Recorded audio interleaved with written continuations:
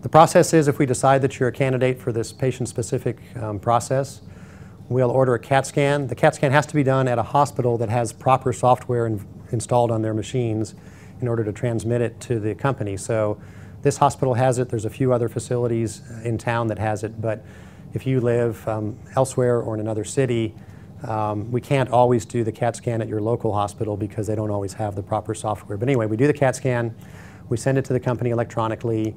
They go through this complex three-dimensional mapping process. They make the implants and they make the jigs and they deliver it to us, and that's typically about a 4 to 6 week turnaround time. I think we're currently down to about 5 weeks, even getting closer and closer to 4 weeks. But it takes, generally about a month to a month and a half to get these things ready.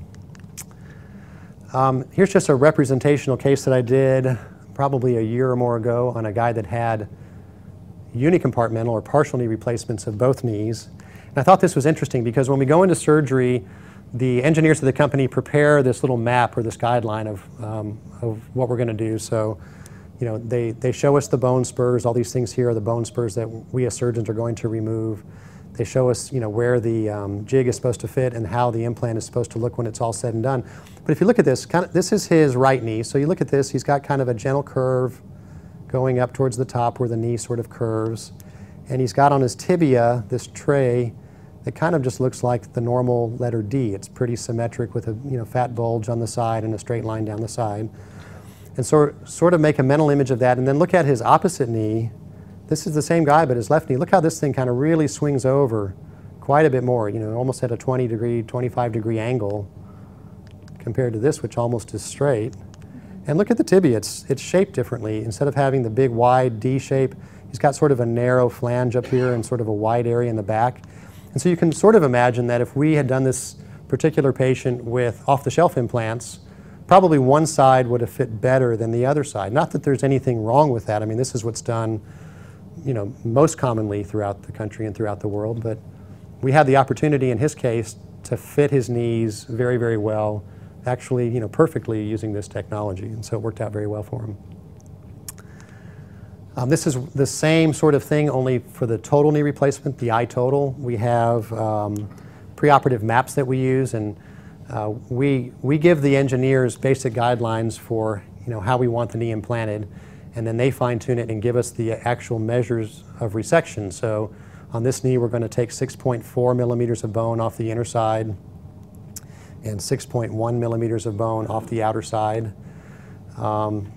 In a conventional knee with normal metallic instruments, these numbers would be closer to 8 and 10. So we're taking off significantly less bone, usually about 60% less bone. And we can measure this during surgery. We can look at this, we can measure it, make sure we like it, we can cut it. Then we can use calibrated calipers to measure the bone and make sure that we're actually reproducing what our plan was. And then once we're all said and done, we can implant the device, and that's what it looks like. So this is a question that comes up all the time. People come in and say, my knee's hurting me a lot. I just don't know if I'm ready. I just don't know if I'm ready to have this done. And that's, that's fair. Surgery is a big step for anybody. What happens is, as the arthritis progresses, you lose more and more cartilage, and as you've lost all of your cartilage, you start to lose more and more bone. And not only that, as you're waiting and trying to decide whether surgery is right for you, your pain's not getting any better, right? I mean, we can give you the shots or we can give you the pills or whatever, but you're still having pain in your knee. So what I see, at least on a daily basis in the office, is someone who brings in their mom or brings in their dad and says, Dad's been suffering with this for 15 years, and he's finally decided it hurts so bad that he can't get it done, or he's going to get it done. And so you say, sir, what's been going on in your life? Well, the family went to Europe last summer, but I didn't go because my knee hurt too bad. Or, the family likes to take trips in the camper, but I don't go anymore because my knee hurts too bad.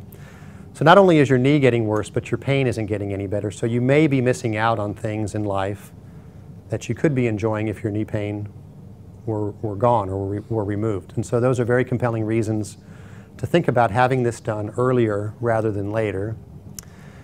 And if you're older, if you're in your 70s or 80s, then in general in life, as we get older, we don't get healthier as we get older, right? So our high blood pressure, may get worse. Our diabetes may get out of control.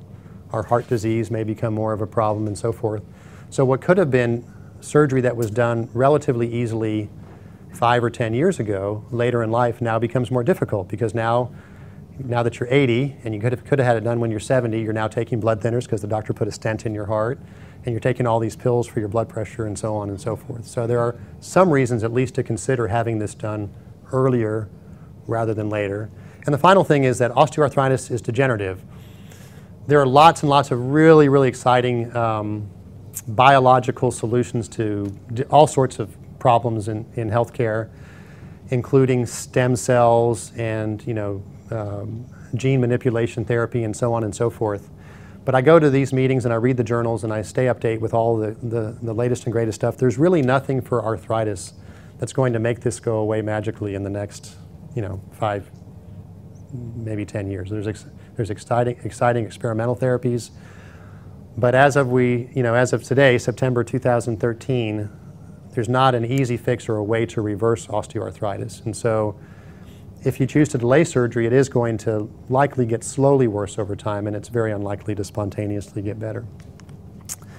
So in summary, knee replacement surgery is extremely common. We talked about that, 800,000 procedures done last year. The technological innovations, especially in my opinion, the use of computers prior to surgery for both instruments and implants, have led to outcomes that should become better as time goes by and should make our results somewhat more predictable. And every person is unique. All of these technologies that I'm showing you aren't right for everybody. I mean, I use patient-specific instruments and patient-specific implants for the vast majority of knees that I do, but there's a whole variety of factors that influence why we choose one over the other, or why in some cases we can't use either. So we have to individualize treatment for everybody. There's no way to cookbook this. So I think that's it. That's the talk. I'd be happy to answer any questions, and I hope that was at least somewhat helpful.